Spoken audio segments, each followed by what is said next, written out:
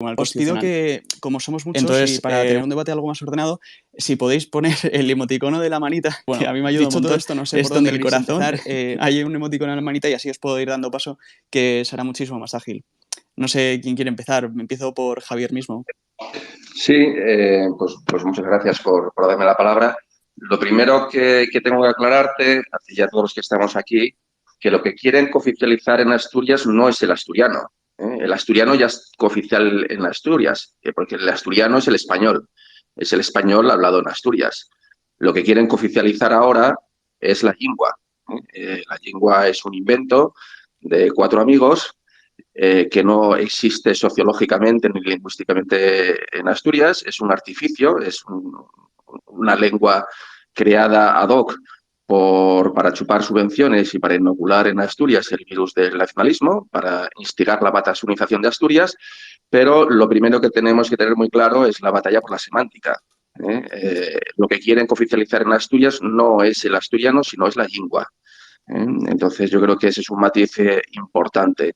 La primera batalla es la batalla de las palabras y evidentemente esto jamás se ha llamado asturiano, eso ha sido un cambio desde una orientación claramente política con la finalidad de identificar a los asturianos con una lengua determinada, que en este caso ya os digo que es una lengua que no existe, es una lengua inexistente en Asturias y por lo tanto el nombre técnico para lo que quieren cooficializar técnicamente sería lingua. Como yo creo que en Vascongadas, pues el nombre técnico para lo que han cooficializado es el batúa, porque no es ninguna de las modalidades del vascuence, pero me imagino que luego sobre eso Luis nos podrá explicar. Entonces, lo primero, lo que quieren cooficializar es una lengua ajena a los asturianos, es una lengua de laboratorio, inventada, que no tiene nada que ver ni con los usos ni con las costumbres de Asturias. Los asturianos llevan siglos hablando y comunicándose entre ellos en español y, bueno, hay algunas variantes dialectales que no tienen la categoría de idioma ni de lengua, sino que son meramente hablas, pero son hablas, digamos, locales, ligadas al mundo rural y que son muy distintas de un municipio a otro, de un concejo a otro, que no tienen uniformidad, ni que tienen gramática, ni tienen tradición escrita. Esos son los bables. Los bables serían, además, la primera víctima de la cooficialidad. Es decir, si se impone la cooficialidad de la lengua, por el proceso normalizador, ese eufemismo, pues la primera víctima, digamos, de la cooficialidad serían los bables auténticos y los bables reales que pasarían a ser arramblados y pasarían a ser sustituidos por la maquinaria institucional, por esa lengua artificial, ese Frankenstein lingüístico que se denomina la lengua. O sea, la primera víctima de la lengua serían los bables reales, los bables auténticos, que es lo que hablan algunos paisanos en algunas localidades, que varía de una localidad a otra, pero que tiene la categoría única y exclusivamente de hablas. En modo algunos son lenguas, son idiomas y carecen de una gramática y de una estructura escrita. Por lo tanto, digamos que lo primero sería eso. Bueno, pues como se ha mencionado en primer lugar al País Vasco, yo creo que podemos hablar con Luis primero. Muchas gracias. Bueno, en primer lugar, en el caso del País Vasco, bueno, aquí hay varias cosas, que hemos empezado un poco acotando lo que es la lengua, digamos, cooficial en este caso. A ver, es cierto que en el caso de lo que es el País Vasco, que son las 3 provincias, Álava, Guipúzcoa, Vizcaya, pues aquí había tradicionalmente zonas rurales, porque hay que reconocer que esto era un idioma del campo, zonas rurales donde se hablaban distintas modalidades de lo que puede ser el euskera.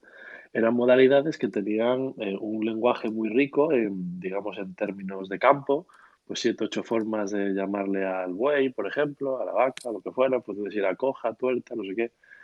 Era un idioma, sin más, de campo, y eran pues los que había en los valles, y podía haber 3, 4, 5 modalidades diferentes del euskera, de lo que puede ser el euskera.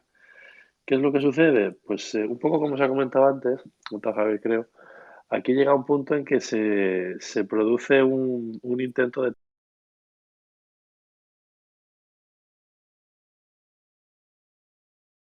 territorialización completa de lo que son esas distintas modalidades que podían tener una base común. Lo que pasa es que tenían muchas diferencias. es muy diferente el euskera que se puede hablar en el Goierri, del que se puede hablar en Ayala, del que se puede hablar, por ejemplo, a lo mejor en Bermeo, en Vizcaya.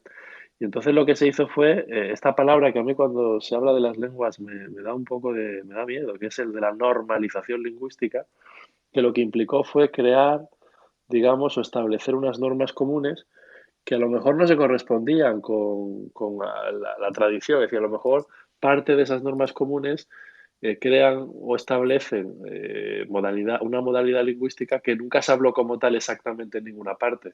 Se tomó como base, sobre todo, digamos, una versión un poco llana del vizcaíno, y ahí, a partir de ahí pues, se crea esa, digamos, versión normalizada, que es lo que se llama el batúa, como antes se ha dicho, que es el idioma que se enseña en los colegios y demás, y que se está estudiando, y que, por ejemplo, en términos jurídicos, pues casi casi se está construyendo a día de hoy. Esto tiene una cuestión, ¿no? Y es que, siendo este el idioma que se enseña, pues es un idioma que a veces es distinto del idioma que han hablado los que realmente han tenido el euskera como lengua materna, a lo mejor en un pueblo de Guipúzcoa, la Guipúzcoa profunda, el Goierri, por ejemplo, y se ha dado la circunstancia de que personas que se han criado en euskera de verdad en casa, luego han ido a hacer el examen para tener el certificado de que hablan el idioma y resulta que han suspendido porque la gramática que ellos hablan, de oído, lo que sea, pues no se corresponde a lo mejor con las reglas, digamos, oficiales. Esto no quiero decir que es lo anecdótico, pero bueno, esta es un poco el contexto. ¿Cuál es el problema que hay en el País Vasco? Mira, el problema del País Vasco es que el gran problema que ha habido tradicionalmente en el País Vasco, que es el terrorismo, como todos os imagináis, eh, digamos que nubló o tapó los problemas que tenían que ver con el tema lingüístico. Y es que, claro, nosotros estamos muy fijados a lo mejor ahora, pues en Cataluña, aquí, allá, lo que sea, pero es que en el País Vasco se ha ido produciendo, digamos, una imposición progresiva del euskera en todos los ámbitos que hace que hoy día, pues las personas que no lo hablan, o que no lo conocen, mejor dicho, más que no lo hablan normalmente, que no lo conocen o que no tienen el certificado correspondiente, tienen cerradas pues muchas puertas en la administración. Tienen cerradas muchas puertas en la administración. Mirad, el modelo lingüístico, que el modelo de escolar que hay en la escuela en el País Vasco es el modelo A, en castellano, la mitad en euskera. Un poco tramposillo porque las que se dan en euskera al final son asignaturas, digamos, las gordas, las fuertes, y deporte, tal, no sé qué, pues es lo que se viene a dar en castellano. Y luego el modelo D, que es lo que sería todo en euskera y el castellano solo como asignatura. Pues bien, hoy por hoy la educación pública es íntegra en el modelo D, íntegra en euskera. Es decir, tú hoy día a tu hijo no lo puedes prácticamente escolarizar en un colegio público, salvo en euskera, salvo en euskera. ¿Qué es lo que hace la gente en la práctica? Pues tiene que recurrir a la educación concertada y a la educación privada. En la educación concertada sí que se permite el modelo B, que es, digamos, mitad y mitad. Pero esto ya te empieza a crear unos problemas, como tú, pues si no hablas euskera, pues dejas de participar, digamos, en el proceso educativo de tu hijo, ¿no? Esto por un lado. Y luego el otro gran problema es el acceso a la función pública. Para el acceso a la función pública, donde en el País Vasco hay un gran problema, esta mañana en el Parlamento lo hemos estado discutiendo, de una propuesta que ha presentado por cierto Bildu, evidentemente hemos votado en contra, una propuesta que han presentado estos y que resulta, pues nada, otra vez que parece que es que aquí que todo el mundo ya habla euskera perfectamente y que es que eso es un modelo social, es decir, el modelo social del nacionalismo es que pasemos de hablar el español o el castellano a hablar directamente el euskera. Entonces yo, para terminar esta primera fase, lo que quiero decir simplemente es que en el País Vasco, y veo aquí compañeros, veo que está por ahí Dani y tal, que es que aquí realmente hemos tenido un proceso progresivo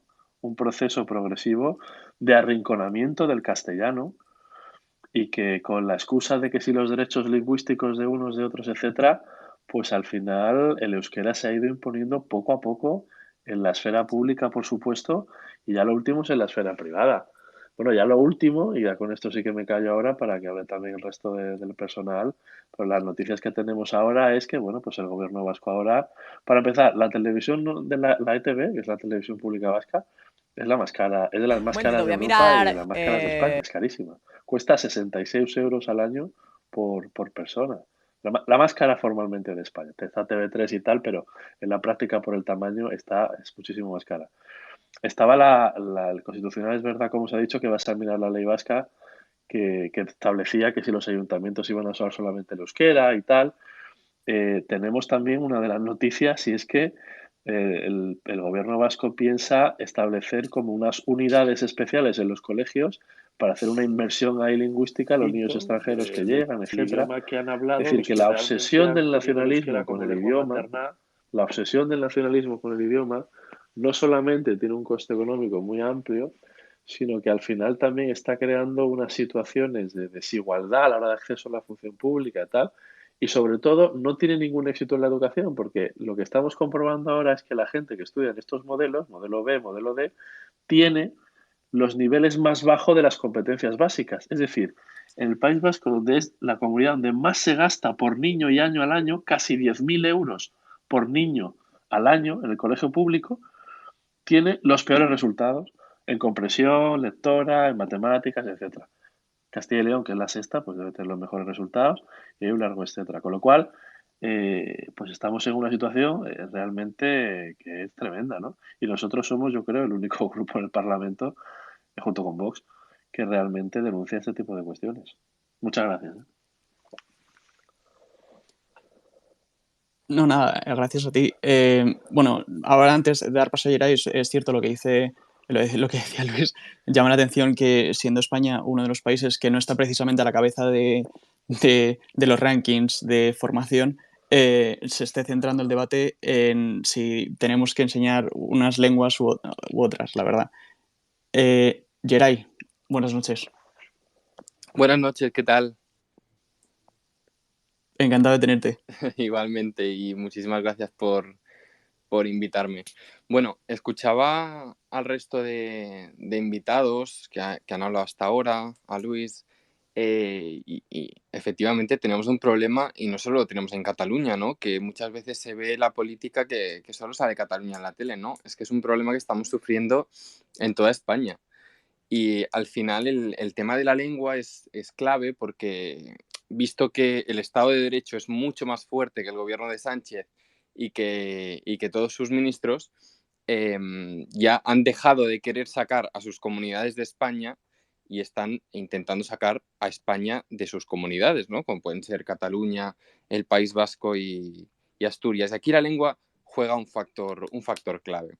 Decía Luis que nos cuesta muchísimo dinero la promoción de las lenguas regionales, y ya no solo su promoción, que a priori suena muy bien, sino la imposición amparada además por muchas de las leyes autonómicas de las mismas lenguas. Por dar un dato, y hoy salía en un informe de Impulso Ciudadano que ha cifrado el gasto del Prusés en más de 1.000 millones. Yo incluso creo que se queda corto.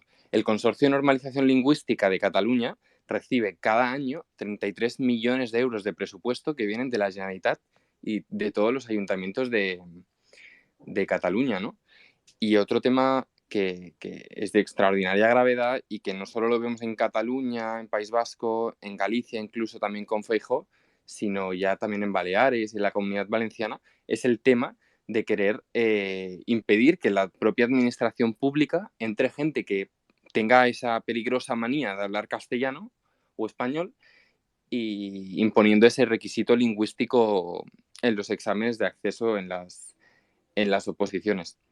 Yo creo que al final todo esto, todo este ruido que hacen con la lengua, todo este mal gasto de recursos públicos, nos lleva a una cosa, y solo hay que mirar los datos.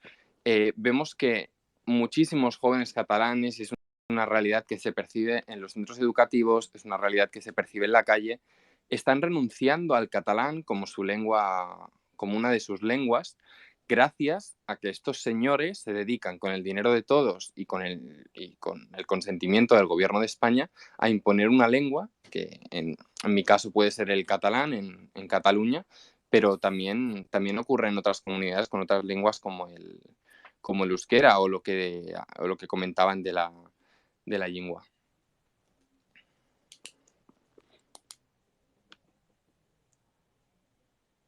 Por mí ya está.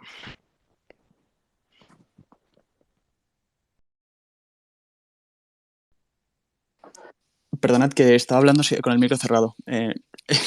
Nada, esto que decía ayer ahí justamente de que al final es algo que sí que no afecta a Cataluña y ahora pasamos a Ricardo que nos podrá contar el caso de Galicia, que es yo creo que el que pasa más desapercibido, pero probablemente sea el germen de lo que puede ser el día de mañana un problema como el que suponen otras comunidades autónomas como las que ya se han mencionado. Y también que este debate se traslada a la calle, es decir, ha habido noticias acerca de personas que se acercan a una heladería, creo que fue, y piden a la gente que si no pueden atenderles en catalán, pues les increpan o cualquier cosa así, y eso también es bastante grave. Ricardo, muy buenas noches. Muy buenas noches, te escucho Mm. entrecortado. Sí, ¿le pasa a alguien más o...? No, si te ve bien, Rim. Sí, a ver si... Bueno, yo te digo bien, así que si nos puedes contar un poco Vale. cómo está el tema en Bueno, Galicia. en el caso de Galicia, como bien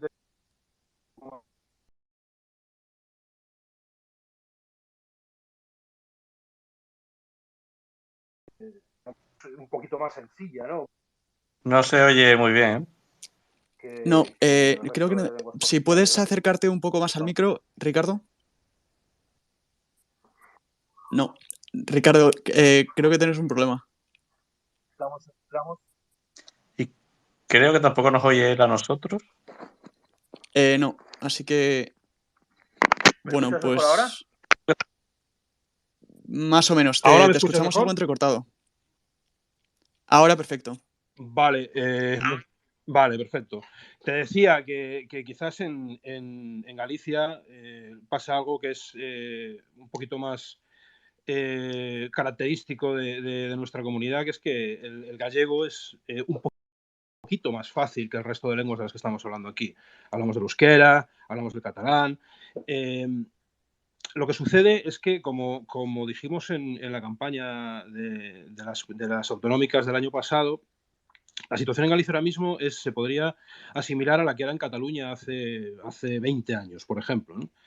Y digo esto porque el problema, las tempestades que vivimos ahora con el gallego en Galicia vienen de unos vientos pasados, ¿no? Vienen de épocas en las que presidía la comunidad el señor Manuel Fraga, que copió casi hasta la literalidad el plan de inmersión lingüística catalán para trasplantarlo en Galicia.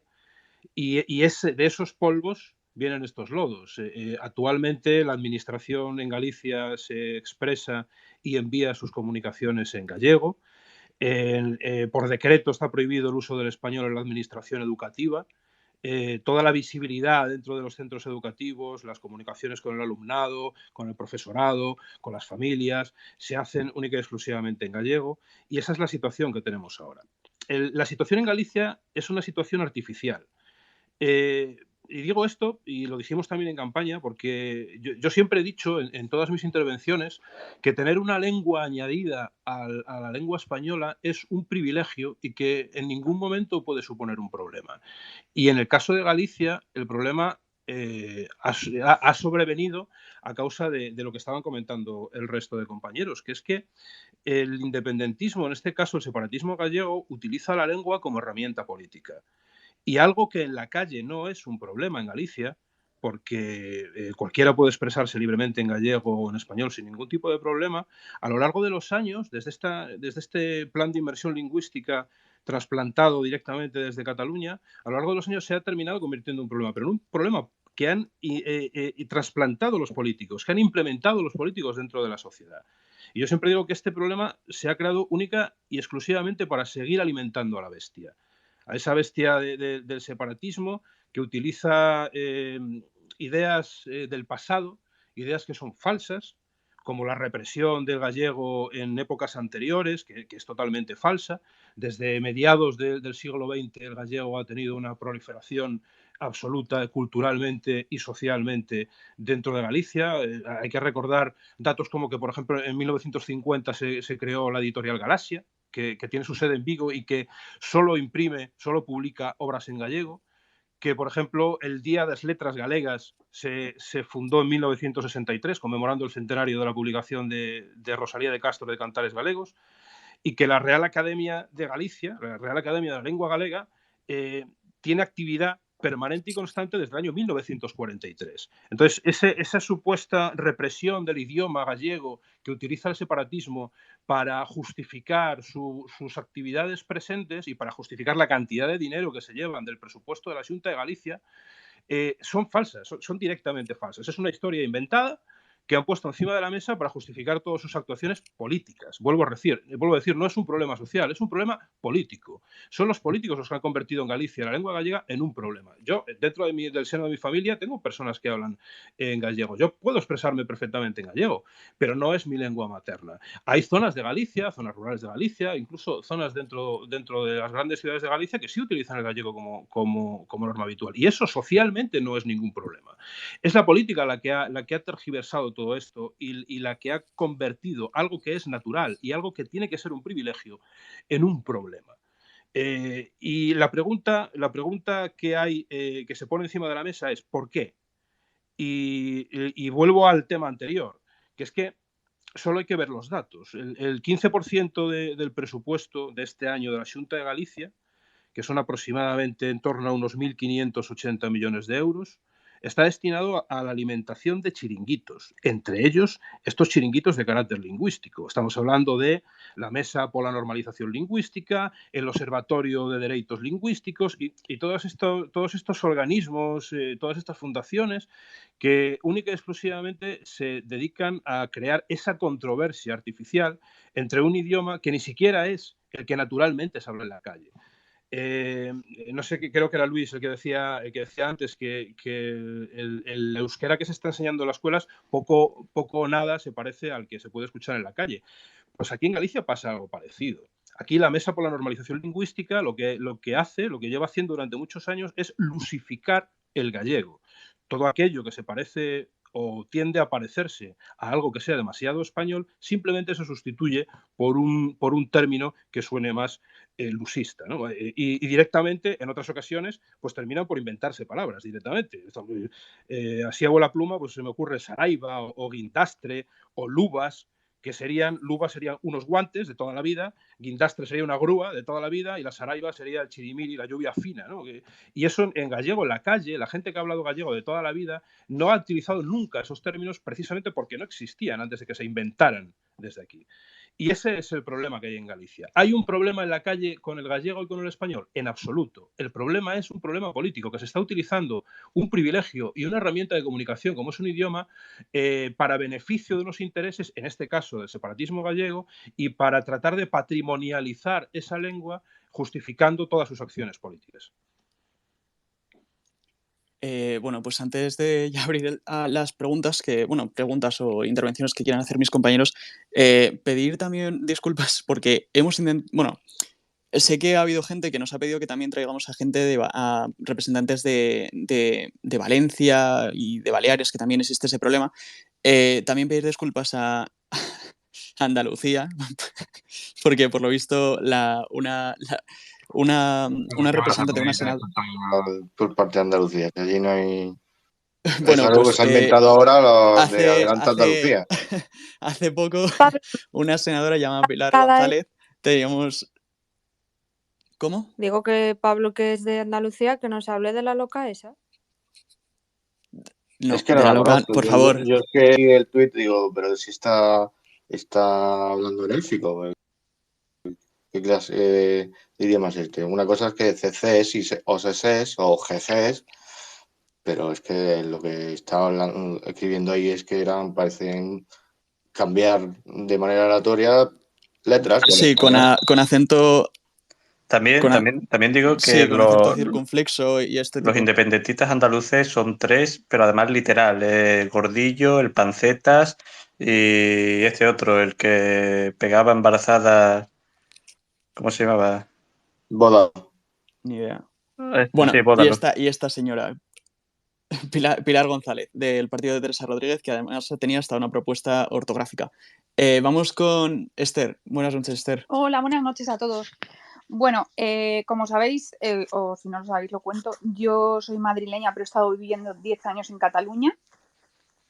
Tuve un niño allí, en Barcelona, Y bueno, por hablar un poco de lo que se vive en la calle, ¿no?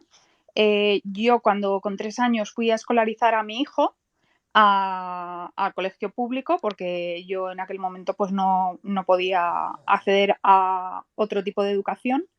En infantil, decir que no existe el español en Cataluña, directamente. Y cuando pregunté que cómo es que no había ninguna clase que se impartiera en español o que dieran a los niños en español, me dijeron que bueno, que daban 2 horas de inglés y que si tenía algún problema, pues hiciera una reclamación en la Consellería de Educación. La cuestión es que yo veo un problema real en el hecho de que las diferentes comunidades autónomas, como tienen la educación gestionada directamente por ellos, pues no hacen caso a ninguna de las sentencias judiciales que ya se han dado, donde se exige que se imparta el español como una lengua principal. Entonces, aquí surge pues el gran dilema, ¿no? ¿Qué haces? ¿Te quedas en una comunidad donde tu hijo, sí, cuando salga de esa comunidad va a ser un paleto, ¿vale? Porque en el resto de España eres un paleto, porque no sabes hablar bien español. Yo, casualmente, hace un año y pico, bueno, pues fui portada en muchos medios porque critiqué a este niño youtuber que se llama Miquel Montoro, que hizo una intervención en televisión donde el pobre chaval es que le costaba hablar español. Y yo, mi comentario fue, vamos a ver, ¿cómo es posible que un niño de España no pueda hablar con soltura español? Y el problema que veo en los idiomas regionales, que por cierto yo hablo catalán. Esther, creo que se te oye un poco raro. ¿No se me oye bien? Ahora, Vale. perfecto. No sé si era yo, pero antes se te oía un poco raro. Vale. Bueno, como decía, el problema es que cuando pides educación bilingüe, es decir, en los 2 idiomas, es como que estás en contra del idioma regional. Y esto no es así, o sea, lo que se está fabricando en las diferentes comunidades es unas generaciones de niños que no van a tener competencia lingüística y además te dicen que, bueno, que eso lo puedes aprender en casa, que eso los oyentes lo sabrán y lo habrán escuchado muchas veces. Entonces, claro, el problema que tenemos viene por el fracaso que suponen las autonomías. Es un modelo fracasado. O sea, no puede ser posible que competencias como educación, como sanidad o como otras dependan de los regionalismos que utilizan este tipo de armas políticas para crecer. Y creo que es una de las cosas principales que debemos atajar en España, porque es un modelo fracasado y no es normal que España, que es un país riquísimo, que es que además el español lo habla, es el segundo idioma más hablado del mundo, tenga estos problemas los niños, que se les está robando la oportunidad de enriquecerse culturalmente y educacionalmente. Entonces, creo que, bueno, abro el melón, el Partido Popular en Galicia, o sea, es algo de chalados, o sea, se está creando un modelo como el catalán y es algo que te alucina porque luego hablas, luego escuchas hablar de la unidad de España, de no sé qué, sí, pero si estás fomentando tú la desigualdad. Entonces, pues bueno, creo que es un tema interesante y que deberíamos abordar. Sí, sobre este tema también es interesante, se podría también relacionar con el tema de las autonomías y el Estado autonómico, porque claro, esto también influirá en la ley de educación, etcétera, si la educación debería ser una competencia nacional o debe estar transferida a las comunidades autónomas. Javier. Bueno, pido a los invitados, por favor, que en cuanto queréis intervenir, pedid la palabra que si no... Bueno, si no os voy dando la palabra... Pues tenemos entre los oyentes, tenemos a John de Zulueta, que yo creo que es un privilegio que esté escuchándonos en Espacio Libre, así que sería un placer también poder escuchar qué tiene él que decir al respecto. John de Zulueta ha sido hasta hace bien poco el presidente del Círculo de Empresarios y no sé si se me ha ido ahora, casi la más se nos ha ido. Bueno, pues nada. Se ha ido. Creo que se nos ha ido. Creo que Bueno, ha sido un poco de pánico escénico. Bueno, yo creo que por retomar un poco el discurso, retomar un poco el asunto, lo cierto es que las lenguas locales o particulares en España realmente se están utilizando, digamos, como instrumento político. O sea, realmente por parte de los nacionalistas no hay interés lingüístico ni filológico. Es decir, les importa un bledo los vascuences, les importa un bledo los bables, les importa un bledo el gallego. Al final, no son más que herramientas o instrumentos de construcción nacional, ¿no? Y no son más que instrumentos para tratar de implosionar España desde dentro y descuajeringarla. España está sufriendo un proceso de babelización, es decir, de tratar de fragmentarnos lingüísticamente a todos los españoles. Ya hay unas regiones de España que lamentablemente pues, han entrado en esa senda, pero digamos que la siguiente fase ya está ahí, ¿no? La siguiente fase es Asturias, con la chifladura esta de la cooficialidad de la lengua, pero es que este proceso no se detiene tampoco en Asturias.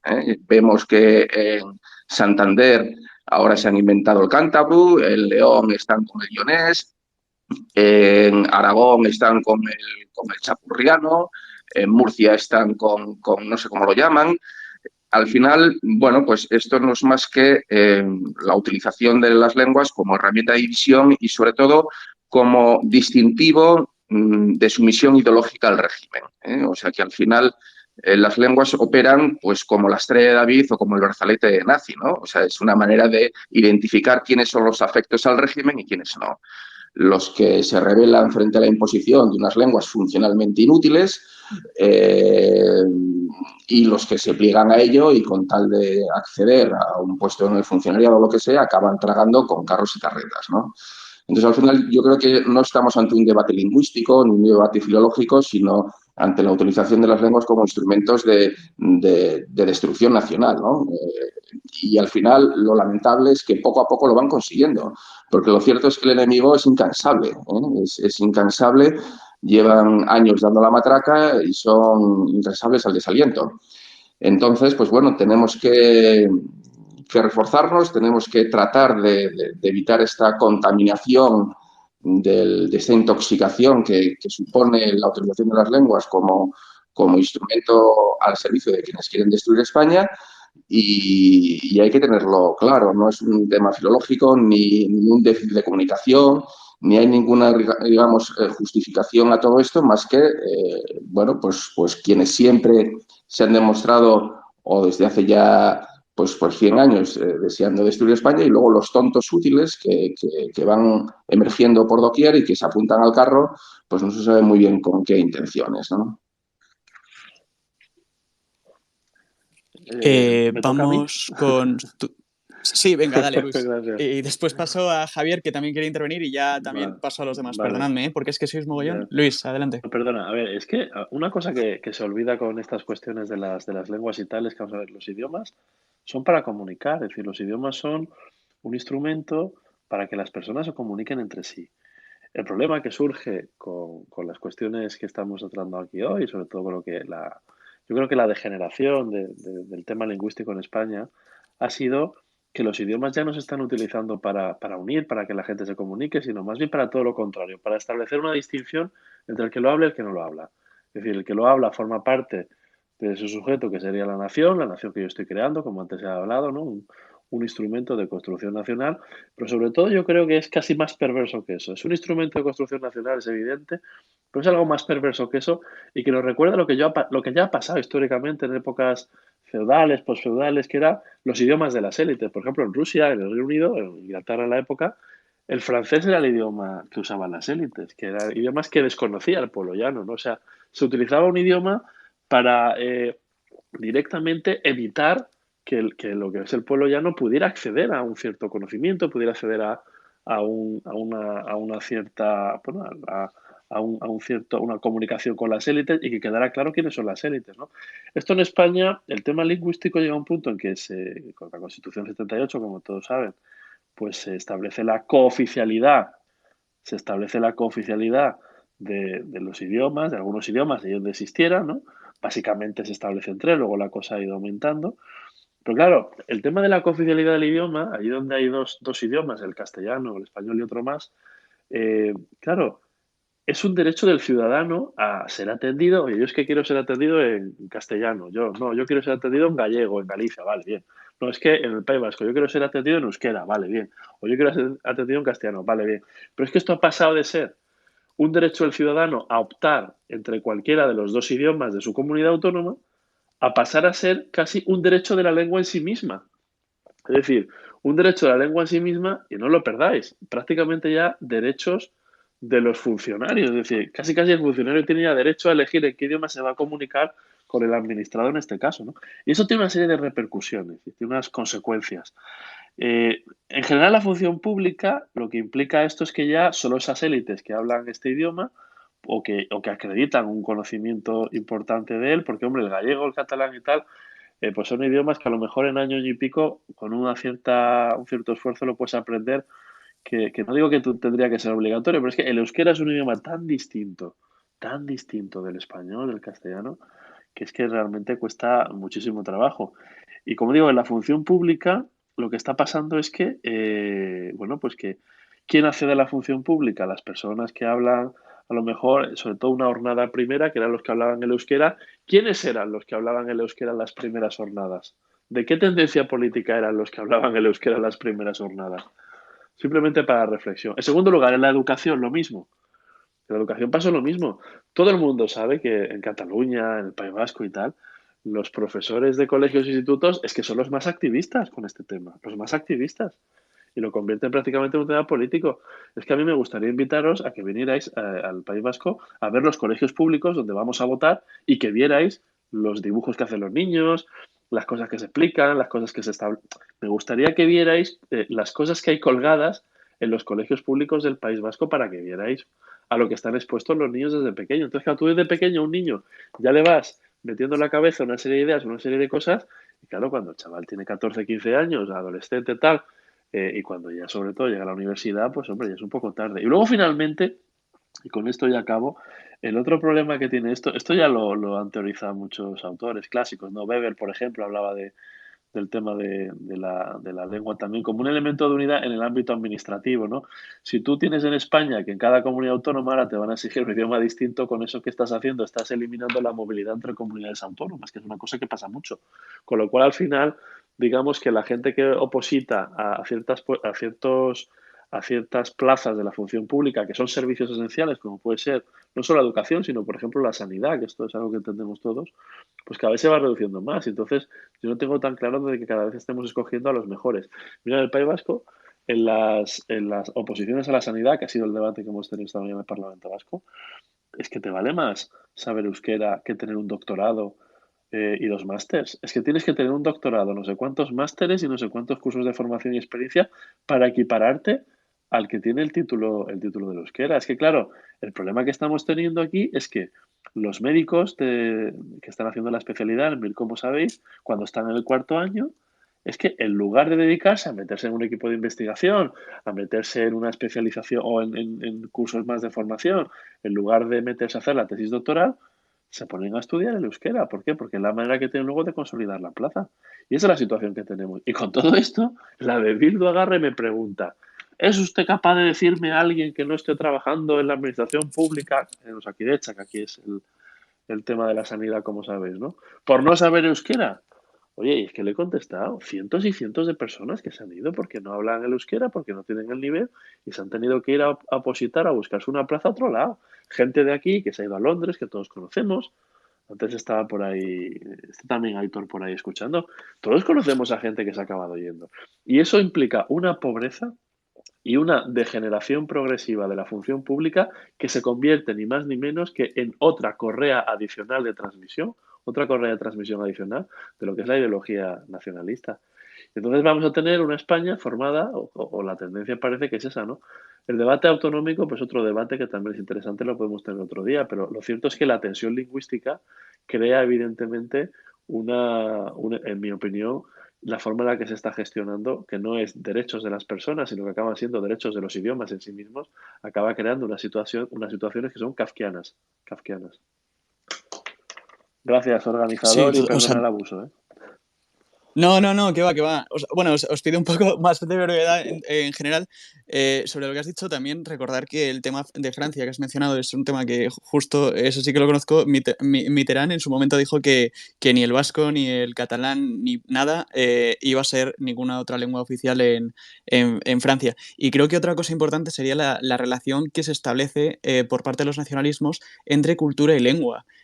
O sea, una lengua en sí, yo no, igual es una barbaridad lo que voy a decir, pero yo no lo consideraría cultura en sí, si la lengua no aporta nada más que el hecho de hablarla. No lo es, Eso no lo también, es. yo es algo que no La entiendo. lengua, en cualquier caso, es una transmisora Javier, de cultura, pero no cultura en sí.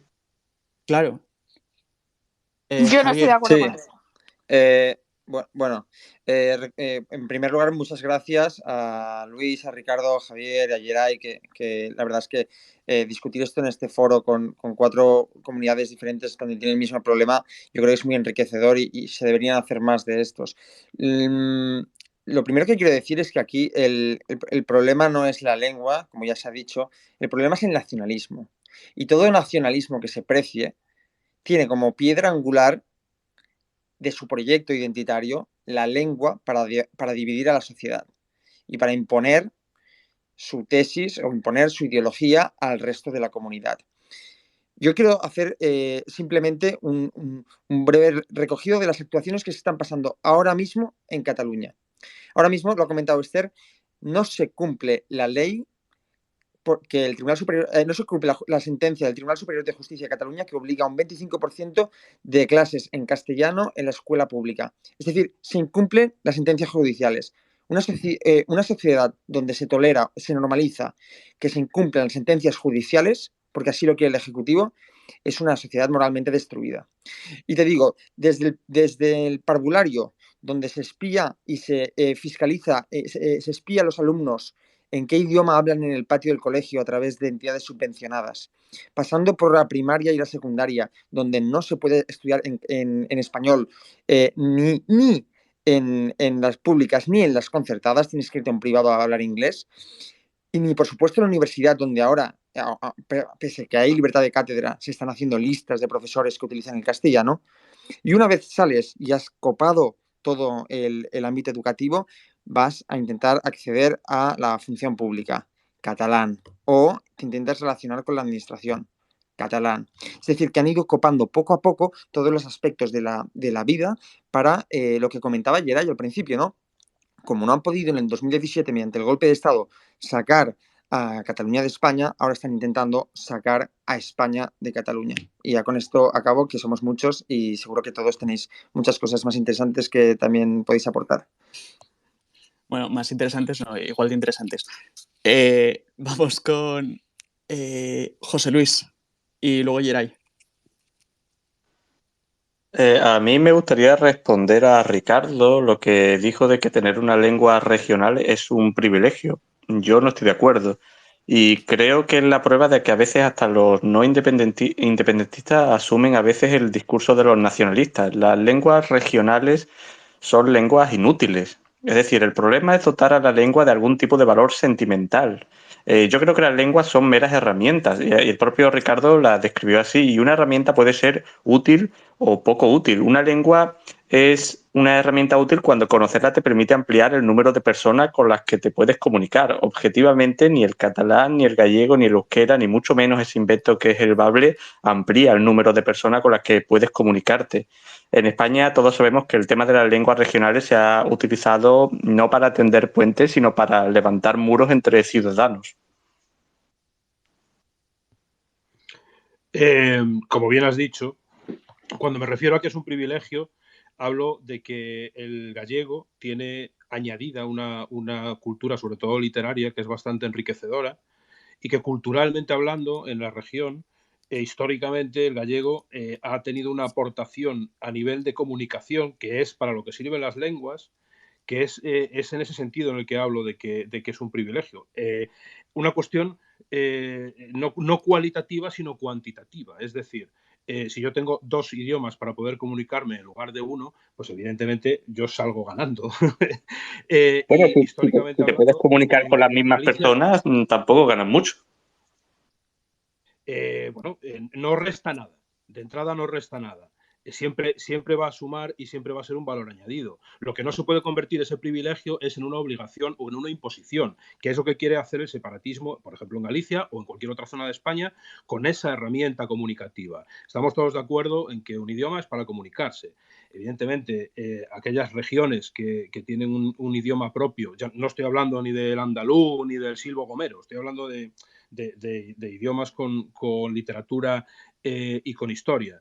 Es ese valor añadido que tiene esa lengua en esas regiones, yo creo que suma más de lo que resta. Lo que se ha convertido en algo pernicioso es el uso de esa idea por parte del nacionalismo y por parte del separatismo. Yo creo que deberíamos de poder separar el concepto de lengua o de idioma como aportación a la cultura de las diferentes regiones de esa perniciosa utilización que tiene el nacionalismo de ese mismo concepto, ¿no? Que, como decía antes, tienden a patrimonializar ese idioma o esa lengua para utilizarlo y justificar su acción política. En este caso, la acción política de separar las diferentes regiones de España. A eso me refería cuando hablaba de privilegio. Vamos con Geray. Sobre este asunto, Geray, bueno, no sé, supongo que tú lo sabrás mejor. Salía hace poco la noticia de que el catalán ha habido un fuerte retroceso del uso del catalán entre los jóvenes barceloneses. En 2015 era del 35,6% y ahora del 28,4%. Yo es que la verdad no le veo el sentido a establecer una lengua, o sea, a imponer una lengua desde el momento en que a lo largo de toda la historia las lenguas se han ido olvidando o extendiendo en función de lo que necesitaban las personas, ¿no? Geray. Sí. Al final, digamos, ese mercado lingüístico que puede ser España como comunidad o como país funciona igual que un mercado como lo conocemos en función de la oferta y de la demanda. La gente hablará catalán en la proporción que lo necesite en su vida o hablará español en la proporción que lo necesite en su vida. Yo efectivamente sí que creo, a pesar de lo que se ha dicho, que el bilingüismo es beneficioso. Y lo creo porque acaba aportando unas capacidades cognitivas, sin ánimo de sonar supremacista ni nada parecido, unas capacidades cognitivas que una persona que solo tiene una lengua puede tener más limitadas, por ejemplo, a la hora de aprender un tercer idioma. Y yo quiero poner el foco en el problema que son los tontos útiles que hablaba Javier, ¿no? Toda esta gente que a pesar de no ser nacionalista, incluso a pesar de no creerse mejor por hablar otras lenguas además del castellano, se presta al suicidio cultural, ¿no? que puede llegar a ser en España el hecho de que se relegue el castellano en las instituciones y en la educación. La verdad es que es una pena que al final tengan que ser las asociaciones, la sociedad civil y los padres quienes tengan que hacer el papel del Estado en comunidades. Yo hablo de mi realidad, ¿no? Que es Cataluña. Es una pena porque al final se exponen al acoso del resto de padres, de profesores, de las direcciones de los colegios, incluso teniendo la razón, habiéndoles dado la razón en los tribunales. Y como comentaba Luis, me pareció muy interesante, al final estas lenguas o estos requisitos lingüísticos de la función pública se vuelven contra los ciudadanos, ¿no? Porque estamos perdiendo investigadores, estamos perdiendo catedráticos, estamos perdiendo médicos. Esto, por ejemplo, en Baleares se ve mucho en el tema de la sanidad, simplemente porque se antepone la capacidad lingüística o los méritos lingüísticos de hablar catalán a la experiencia profesional o a los estudios en medicina o en otras disciplinas que son disciplinas muy importantes para la vida de los ciudadanos y para los servicios públicos y que, sin embargo, se ven relegadas por la cuestión de la lengua. Vamos con Esther. Os pido paciencia a los oyentes porque sé que muchos estáis pidiendo la palabra para intervenir. Prometo ir dándola. Esther. Bueno, yo... Uy, perdón. No, bueno, iba a ser 6, pero vale, sí, Esther, perdón, mi culpa. Vale.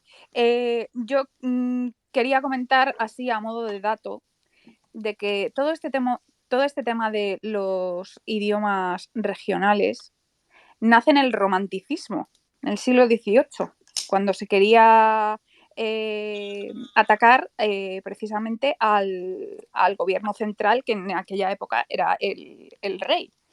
Porque el español, no podemos olvidarnos que es el idioma es un idioma creado para el comercio entre las diferentes partes de España. O sea, si tienes un poco de cultura general, uno sabe que, por ejemplo, en Cataluña no había literatura en catalán. Se hacía principalmente en Valencia, hasta que en el siglo XVIII se empezó a potenciar pues, los idiomas regionales. Y esto me recuerda un poco a la Torre de Babel. O sea, precisamente cuando se confundieron a la gente, según explica la Biblia, pues fue cuando se confundieron las lenguas y eso fue el caos, ¿no? Entonces, pues lo mismo ocurre en la actualidad. Las lenguas, la diferencia de las lenguas lo que crean son divisiones.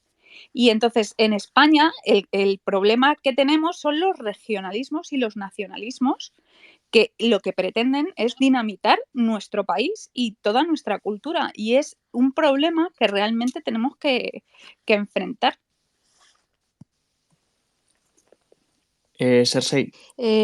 Y pasamos a algún oyente. Sí, yo mi pregunta era un poco para todos, si podéis contestarme un poco así, si sabéis del tema. Luis, tú antes comentabas un poco la situación de los colegios en País Vasco. Y yo mi pregunta es si a la hora de hacer oposiciones, porque bueno, yo nunca me he planteado hacer oposiciones en educación de momento, entonces no estoy muy informada. A la hora de hacer oposiciones, tanto bueno, en el resto de comunidades autónomas también, ¿hay algún apartado en el que exija que tengas, aparte del conocimiento de por sí de la lengua regional que sea, ¿no?, que impartas cierta tendencia por ese regionalismo que se genera alrededor de la lengua? Hombre, no, aquí es mucho más sutil.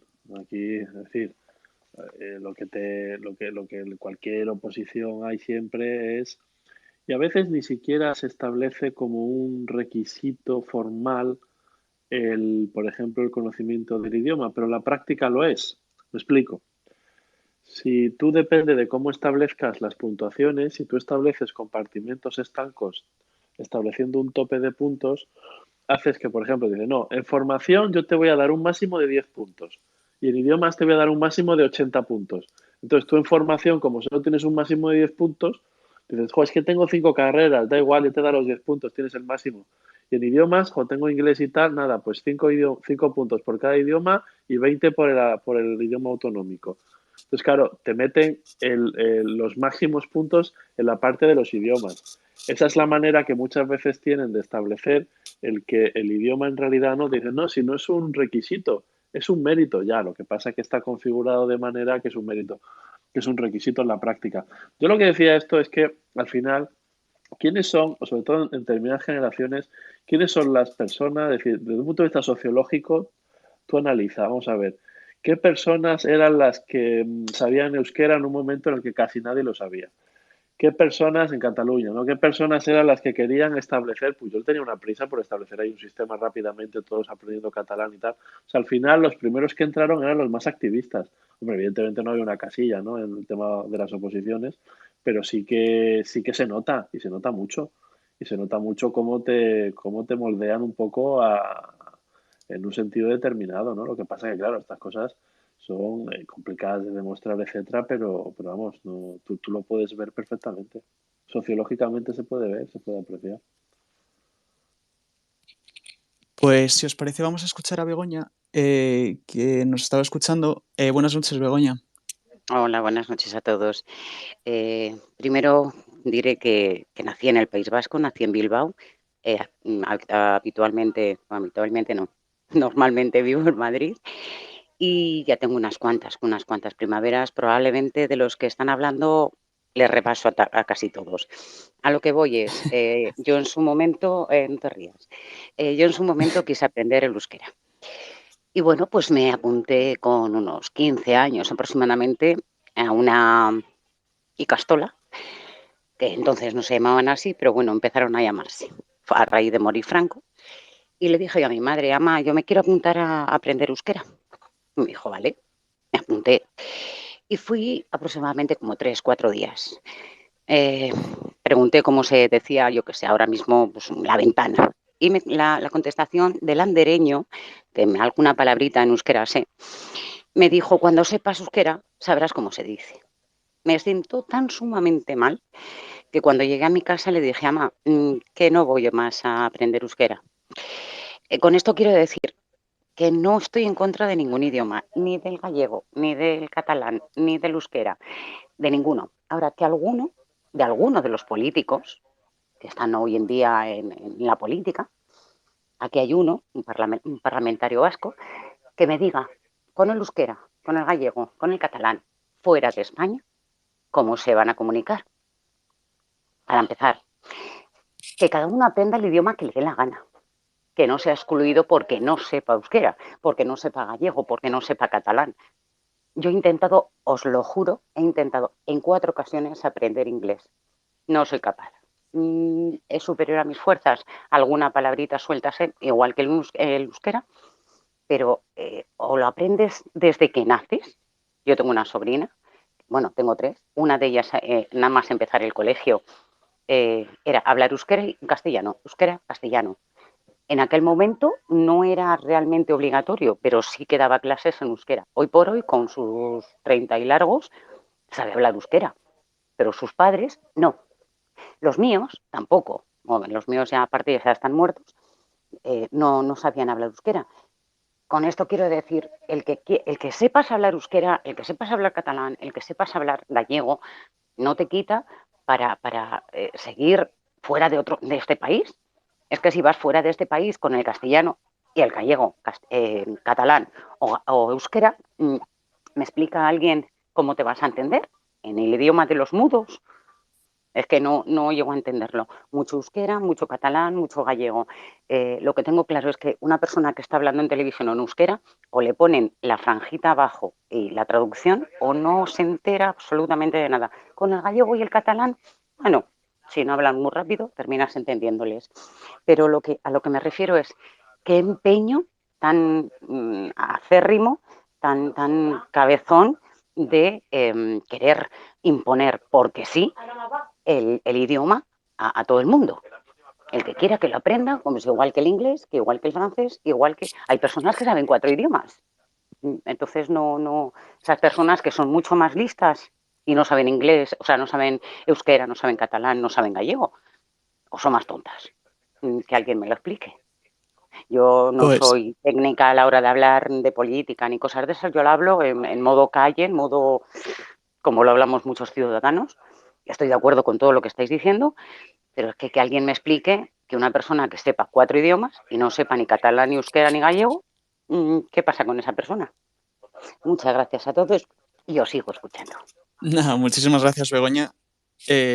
Y vamos, yo no tengo ningún problema porque es que ninguno somos políticos. Bueno, a ver, digo de los que estamos aquí fijos, menos Esther. Sí, esto, o sea, bueno, antes de darle la palabra, no sé cómo llamarte, Avatar, no sé si alguno quería aportar algo, alguno de los invitados o Geray. Sí, nada, yo, bueno, en primer lugar, Begoña, coincido casi al 100% con tu análisis, por no decir al 100%, y al final la cuestión del idioma utilizado como arma política es uno de esos síntomas de cómo el Estado quiere meterse tanto en la vida diaria y en la vida cotidiana de las personas que acaba imponiendo incluso la lengua en la que se tiene que hablar. Y cuando hablo de Estado no me refiero al gobierno de España o al gobierno estatal, también me refiero a las instituciones del Estado en los distintos territorios autonómicos. Es un síntoma de cómo conciben algunos la política, que solo la conciben metiendo las narices en la vida de la gente hasta el punto de querer decidir el idioma en que se tienen que comunicar. Bueno, pues vamos a hablar con Avatar. Aman Avatar o... Tienes que darle al micro que estará en Sí, rojo hasta que se ponga morado uno. sí. Ah, vale. Hola. Hola, buenas Buenas noches. noches. Bueno, me presento. Mi nombre es Ángel, no es Avatar. Vale, hola Y Ángel. he Gracias. seguido con atención este debate porque de alguna manera me pilla de lleno. Yo soy navarro. En el año 2000 dejé Navarra por la imposición lingüística. Fue una cosa curiosa en el sentido de que, bueno, yo era padre de una niña de 3 años. Había un modelo A en castellano y un modelo D en euskera, y cuando la fui a matricular en castellano, evidentemente en la localidad en la que vivíamos, que era un pequeño pueblo en la vertiente guipuzcoana de Navarra, bueno, me dijeron claramente que iba a ser la única niña escolarizada en el modelo castellano. Yo de alguna manera dije, bueno, pues qué fenomenal, ¿no? Va a tener una profesora para ella sola. Pero digamos que el sistema, algo que no sabe nadie, consistía en que a mi hija la iban a sacar en horario distinto al recreo que al resto de los otros niños, ¿no? Y eso no era solamente de ese pueblo, sino que se daba en muchas localidades de Navarra, localidades importantes como Villava, Burlada, etcétera, ¿no? De lo que he estado escuchando aquí, me sorprende que sigamos con el debate de la imposición lingüística, porque eso ya viene de muchos años atrás, ¿no?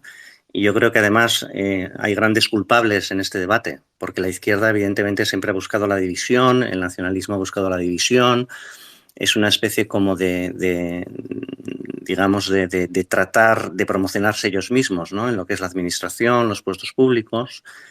En el año 86 hicieron la ley del euskera en Navarra. En el 86 gobernaba el PSOE, pero en realidad el Alianza Popular y UPN, digamos la derecha de Navarra, que tenía incluso más escaños, apoyó de lleno la ley del euskera, ¿no? Esa ley del euskera implicaba que al 95% de los navarros nos hicieron ciudadanos de segunda, porque ya no podíamos acceder prácticamente al 80% de los puestos públicos. De Navarra en el 2000 me vine a Valencia. En Valencia gobernaba el Partido Popular. No era tan grave el tema de la inversión lingüística en valenciano, catalán, allí, pero al final fue el Partido Popular el que, digamos, hizo la ley, la normalización y exigió la capacitación para también acceder a los puestos públicos. Y ahora veo estupefacto lo que está pasando en Galicia, ¿no? Donde es también el Partido Popular el que efectivamente está llevando este debate de división y de enfrentamiento, ¿no?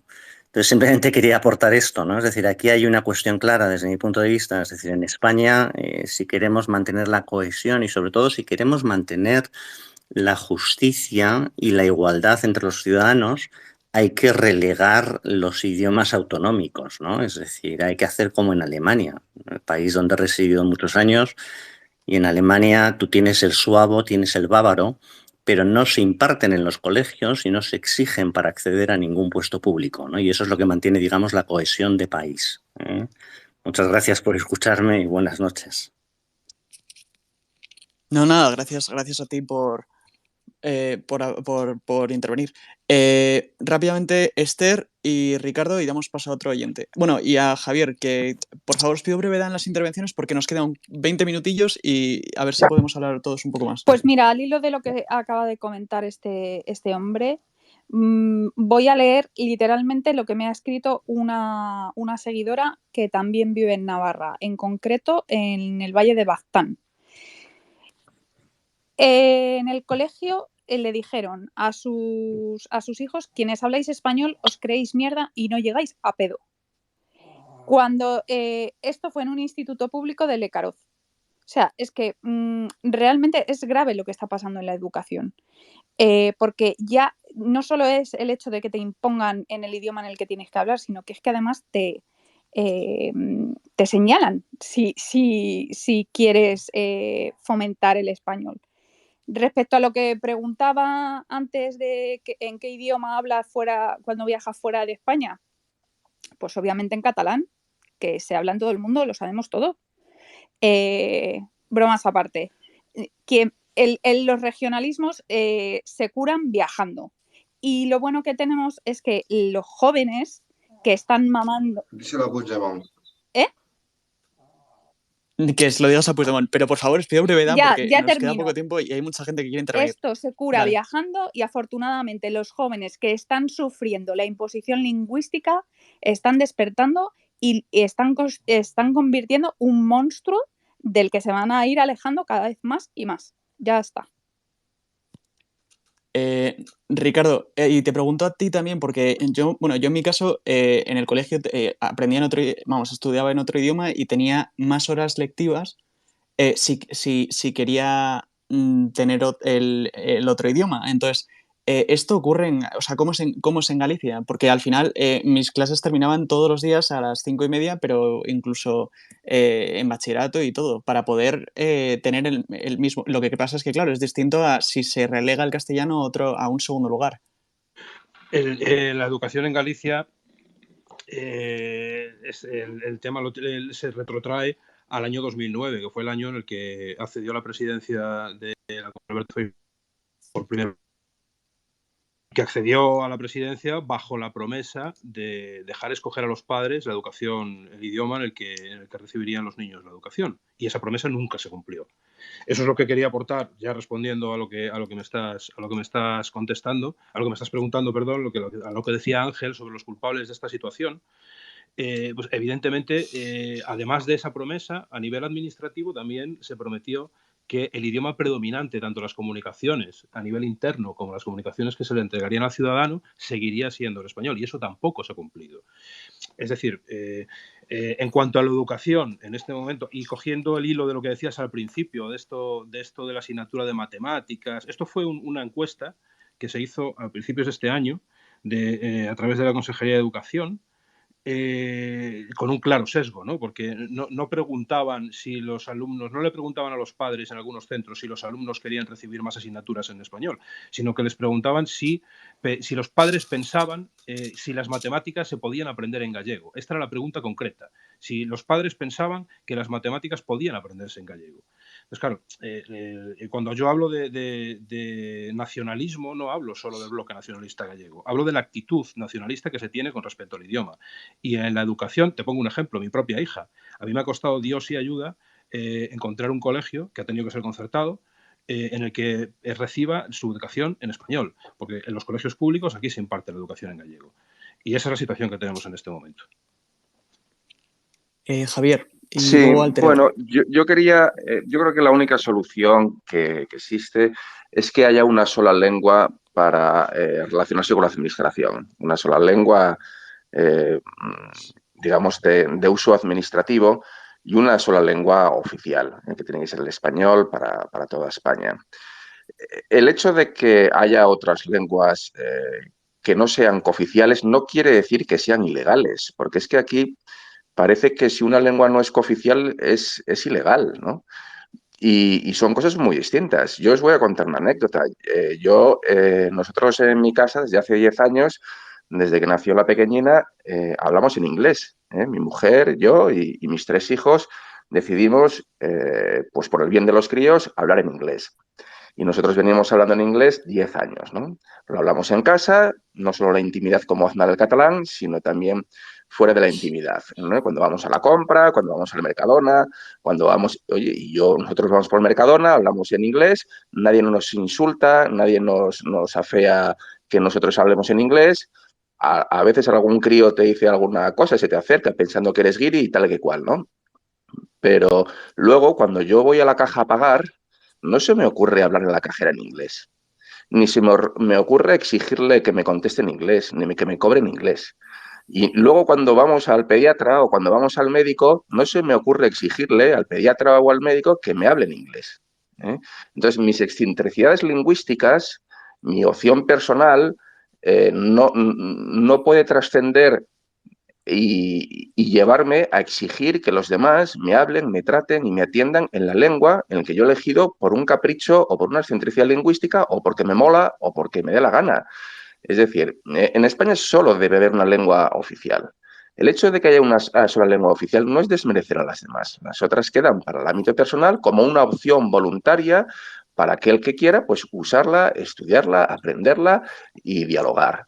Lo que pasa es que los hombres, los seres humanos, no podemos ser esclavos de las lenguas. Las lenguas son meros herramientas de comunicación que sirven a los seres humanos para interrelacionarse entre sí.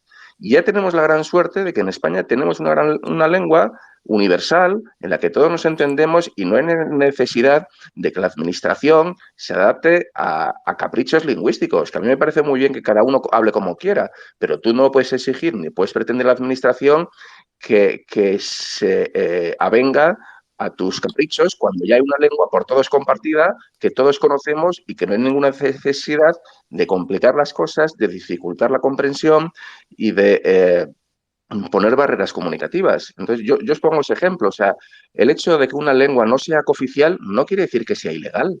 Ni te multan ni te sancionan. Es más, en Asturias está la lengua que no es cooficial, no es ilegal y esta gente recibe millones y millones de euros para publicar libros que nadie lee, para hacer programas de radio que nadie escucha y no tiene ningún problema. Entonces, yo creo que hemos llegado a confundir que todo aquello que no es cooficial o todo aquello que no es oficial es ilegal. Y no es así, porque por esa regla de tres, en Asturias, si atendiésemos al número de hablantes, atendiendo a los idiomas, no habría que cooficializar la lengua. A lo mejor tendríamos que cooficializar el rumano, o a lo mejor tendríamos que cooficializar el quechua, o el búlgaro, o el árabe, ¿no? Y bueno, con esto un poco lo dejo, para que puedan hablar los demás. Nada, Alter Ego, buenas noches. Hola, buenas noches. Bueno, soy Paco. A ver, yo en principio suscribir lo que ha dicho Ricardo, ya que estamos hablando desde la misma provincia. Vamos a ver, yo soy un español retornado, un emigrante retornado, que por mi acento ya veréis que no soy nacido aquí en Galicia y me ha tocado nadar contra corriente. A ver, aquí han habido algunas cosas que se han comentado, ¿no? Y es que las lenguas deben dejar de ser un privilegio para, o mejor dicho, tienen que continuar siendo un privilegio, yo lo veo así, y dejar de ser un problema como lo han creado los políticos. Yo no sé si entre este foro que tenemos en el día de hoy hay algún jurista, hay alguna persona que nos pueda asesorar. Yo creo que estos foros no solamente deberían estar para hacer catarsis y plantear los problemas, sino No sé también si para... se entrecorta un poco, ¿puede ser? No, yo lo escucho bien. Yo le oigo bien.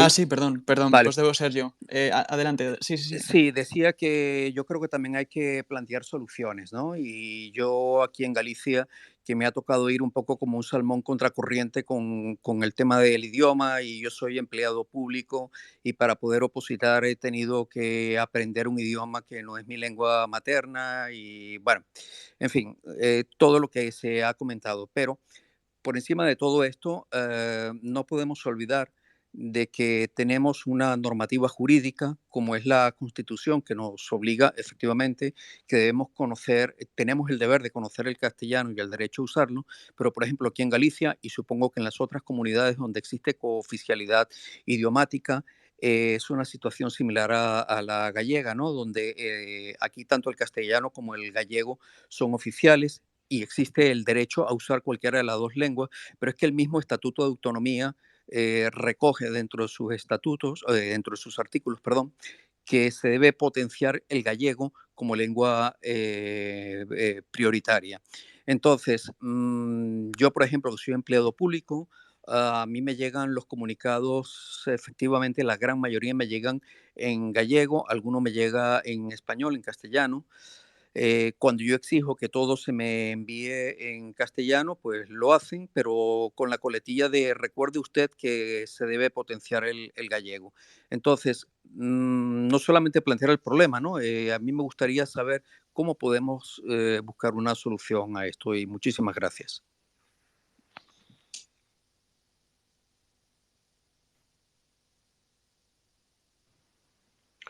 Por alusiones. Lo que dice Alter Ego es totalmente cierto. De hecho, había otro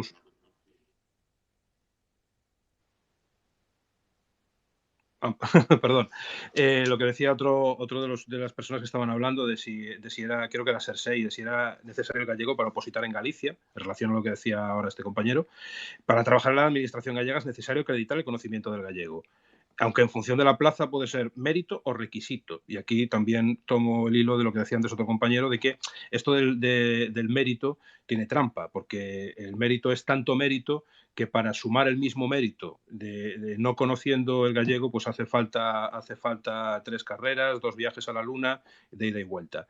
Y en cuanto a las soluciones que se podrían aportar, en este caso, a lo que comentaba Alter Ego, evidentemente aquí hay un problema de fondo, que es el problema económico, que es que hay tanta gente viviendo de todo esto, hay tanto presupuesto que se destina a este tipo de cosas.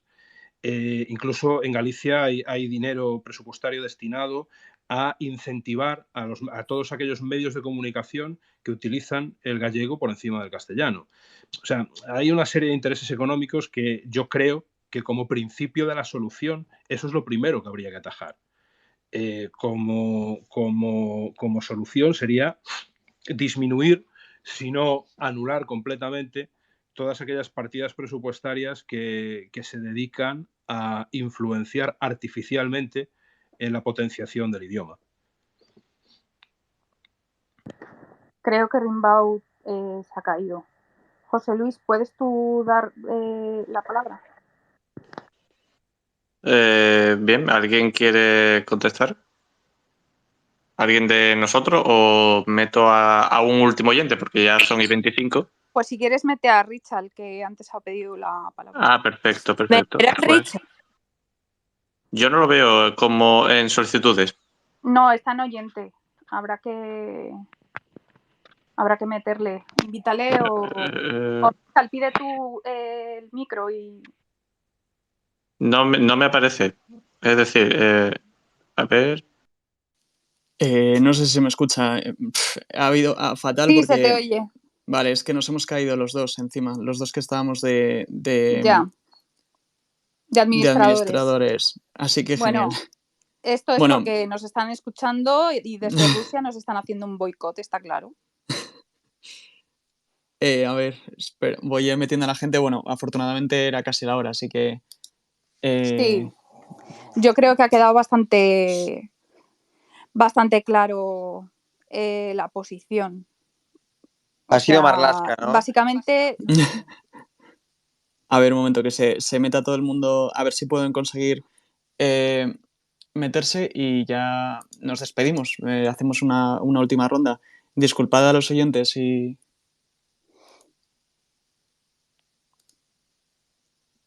Pero me resulta curioso el despliegue que se está haciendo en todas estas comunidades autónomas. O sea, si te fijas, el método es el mismo, es un modus operandi, ¿no?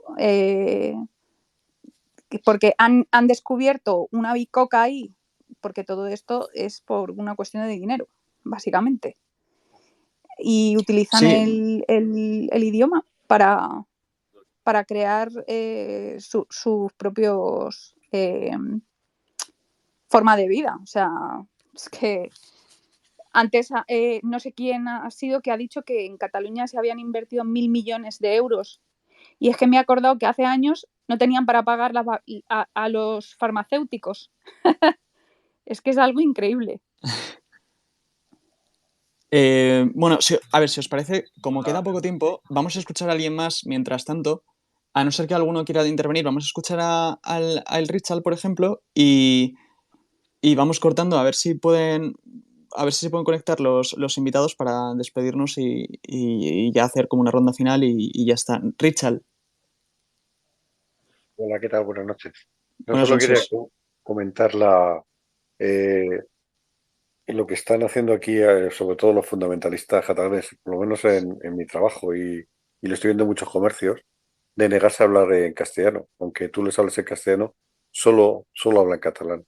Y yo lo estoy viendo en mi trabajo, tengo unos cuantos compañeros fundamentalistas que se niegan a hablar castellano. Por mucho que incluso vengan otros compañeros de fuera de Cataluña a trabajar a algún tipo de reuniones y ellos se niegan a hablar castellano. y es utilizar ya el idioma como un arma, no como algo para entenderse o para dialogar. Buenas noches. Bona nit. Buena nit. No sé si queréis decir algo más, Gerardo, Ricardo o Geray, perdón, que mezclo los nombres. Geray, adelante. Bueno, nada, yo como ya veo que acaba este Spaces, quería daros las gracias por invitarme, por contar siempre con Cataluña o con voces de Cataluña. De verdad que ha sido súper interesante escuchar los testimonios tanto de los oyentes como de vosotros. Es un placer aprender lo que también pasa en otras partes de España, que es algo que a veces vivimos un poco ajeno a ellos. Y de nuevo, gracias por la oportunidad, un abrazo y buenas noches a todos. Pues muchísimas gracias a ti, Javier. O sea, que se nos había caído, y por si podía, perdona. Ricardo, adelante. Ronda de conclusiones, más que nada, y ya despedimos. Sí, yo lo mismo que Geray, quería daros las gracias por haberme dado la oportunidad de poner encima de la mesa cuál es la situación en Galicia en este momento con respecto al tema del idioma. Y poco más, que por favor que cuando gustéis volváis a contar conmigo para acompañaros, y muchas gracias y buenas noches a todos. Muchísimas gracias. Pues vamos a empezar por Esther, por ejemplo, a ver si se incorporan. Si se incorporan Javier o Luis, pues encantados de dar la palabra para que puedan decir unas últimas palabras. Esther. Bueno, yo como conclusión, básicamente, a lo que ya hemos estado comentando, decir que este problema es porque hay unas autonomías que tienen una serie de beneficios, como el poder gestionar educación, y hasta que no cambiemos eso, este problema no se va a solucionar, porque desde los gobiernos centrales están atados de pies y manos y responden a las exigencias autonómicas. Entonces, es un sistema fracasado. El sistema de las autonomías, tal y como lo tenemos concebido hoy, es un sistema fracasado. Y hay que recordar que han sido tanto el Partido Popular como el Partido Socialista los que nos han llevado a esta situación. Así que solo queda Vox. Buenas noches, bona nit. Buenas noches. Javier. ¿Yo o el otro Javier? Es que el otro Javier no podemos, Vale. no le he conseguido contactar, entonces me disculparé. No. Y Luis también. No, yo pues agradecer a todos los invitados. La verdad que ha sido muy interesante y yo lo veo mucho desde Cataluña, ya lo sabéis, pero verlo también cómo ocurre en otras comunidades y cómo se van dando los mismos pasos para la imposición. Creo que estos pequeños foros nos ayudan también a dar un poco la batalla y a saber que estamos en la defensa de esta España que se resiste a caer en la balcanización que están intentando. Y nada, un fuerte abrazo a todos en vuestra, en la lucha común. Cersei. Pues bueno, estamos ya acabando. ¿Qué decir? Que lo que estamos aguantando aquí ahora, pues es lo que algunos ya habéis visto, y me alegro de que hayáis podido, bueno, no está aquí Luis, pero me alegro de que hayan podido venir de las 3 comunidades autónomas que ahora mismo pues sufren más estas circunstancias, porque también nos sirve para adelantar lo que va a pasar aquí, ¿no? Es mucho más ilustrativo, es mucho más fácil pues imaginarte lo que va a pasar cuando tienes distintos modelos.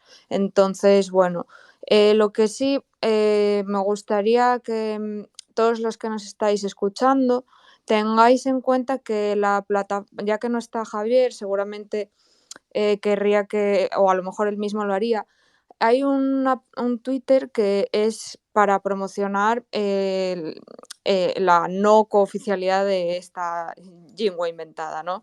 Entonces os voy a dejar aquí compartido a todos los oyentes en el espacio uno de los tweets para que sigáis la cuenta y para que podáis pues apoyar en medida de lo posible la cuenta. y que si hay alguna recogida de firmas online, que me consta que va a haber dentro de nada, pues os agradeceríamos mucho que desde el resto de España pudierais poner vuestro granito de arena para ayudarnos. Y darme las gracias a todos los que habéis colaborado y, por supuesto, a Pablín, que siempre está ahí grabando todo y subiéndolo en todas las plataformas que tenemos, y a ti, Rimbo, y a José Luis, que bueno, José Luis pues no ha podido conectarse ahora otra vez, y que tengáis buena semana. Pues muchísimas gracias, Pablo, y cerramos ya, si os parece. Bueno, yo solo quería decir... Pablo. ¿Sí? ¿Se me escucha? Sí. Sí, ahora. Con respecto a lo del andaluz, es que obviamente el andaluz no existe, simplemente hay muchísimo tipo de acento.